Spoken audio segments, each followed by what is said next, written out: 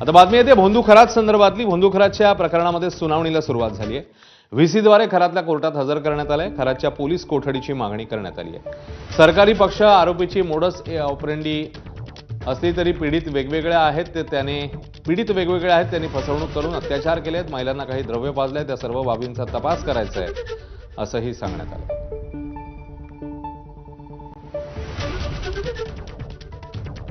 शुभम बोडके आपल्यासोबत आहेत, आपले प्रतिनिधी ताजे अपडेट्स द्यायला। शुभम, नक्कीच आपण जर बघतोय तर आज भोंदू अशोक खरातला कोर्टामध्ये हजर केलेला आहे आणि त्या ठिकाणी पहिल्यांदा सुनावणी सुरू झाली।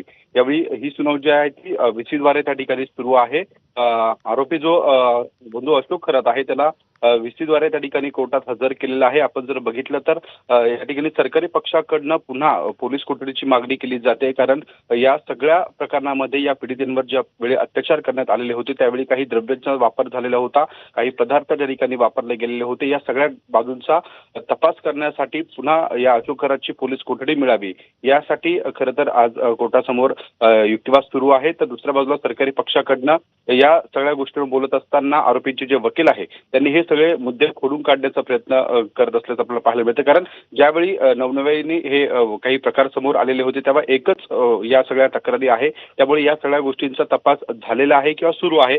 या संदर्भातले काही पुरावे देखील मिळाले आहेत, त्यामुळे आता पुन्हा पोलीस कोठडीची गरज काय आहे असं या ठिकाणी आरोपीचे वकील म्हणतात। त्यामुळे एकूणच या सगळ्या संदर्भामध्ये जर पाहिलं तर सरकारी पक्षाकडनं ज्या पद्धतीनं पुन्हा या भोंदू अशोक खरातची पोलीस कोठडीची मागणी केली जाते त्या अनुषंगाने ज्यावेळी युक्तिवाद सुरू होता त्यावेळी या आरोपीची मोडच जी ऑपरेंडी आहे ती एकच असल्याचं त्या ठिकाणी या ठिकाणी पाहायला मिळतंय। महिलांना कशा पद्धतीने तो फसवणूक करत होता, महिलांना काही पूजाविधीच्या नावाने काही खायला देत होता आणि त्यांचं त्या ठिकाणी त्यांच्यावर अत्याचार करत होता, अशा पद्धतीच्या घटनांमध्ये या सगळ्या संदर्भात सखोल चौकशीसाठी खरं तर आरोपीची कोठडीची पोलीस कोठडीची गरज असल्याचं सरकारी पक्षाकडनं सांगितलं जात आहे आणि त्या अनुषंगाने आता हा युक्तिवाद सुरू आहे। एकूण जर आपण यात बघितलं तर या सगळ्या प्रकरणामध्ये या महिलांवर वेगवेगळ्या वेळी आणि वेगवेगळ्या ठिकाणी अत्याचार झाल्याची खरं तर माहिती मिळत होती, मात्र जे मूळ सगळं आरोपीचे जे ओकत कार्यालय आहे त्याच कार्यालयामध्ये त्या आरोपीने त्या ठिकाणी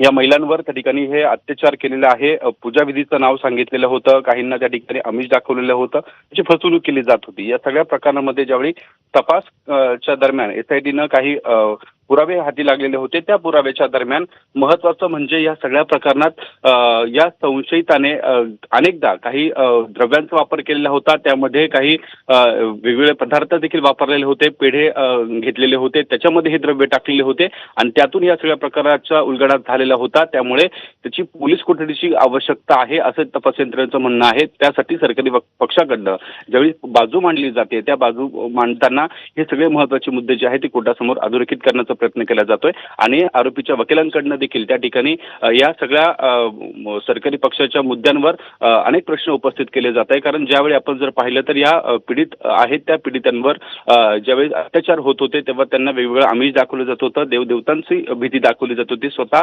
देवाचा अवतार आहे असं भासवलं जात होतं। त्यामुळे या सगळ्या प्रकरणामध्ये जर आपण बघितलं तर कोर्टाने काही महत्वाच्या बाबी देखील त्या ठिकाणी अधोरेखित केलेल्या होत्या, कारण ज्या पद्धतीनं हा भोंदू अशोक खरात महिलांना त्याच्या स्वतः जाळ्यात अडकवत होता त्यावेळी या सगळ्या प्रकरणामध्ये जर आपण पाहिलं तर या युक्तिवादाच्या दरम्यान आपल्याला एक महत्वाचा मुद्दा त्या ठिकाणी अधोरेखित होताना पाहायला मिळतोय का या पोलीस कोठडीची गरज काय आहे, तर कारण ज्यावेळी ज्या सगळ्या गोष्टी घडत होत्या त्यावेळी त्यांनी जे शुभम, त्यामुळे येणाऱ्या काही मिनिटांमध्ये बाब आता स्पष्ट होईल की नेमकी काय पावलं टाकली जात आहेत न्यायालयामध्ये। धन्यवाद शुभम, या माहितीबद्दल। बातमीचे अपडेट्स घेतच राहू।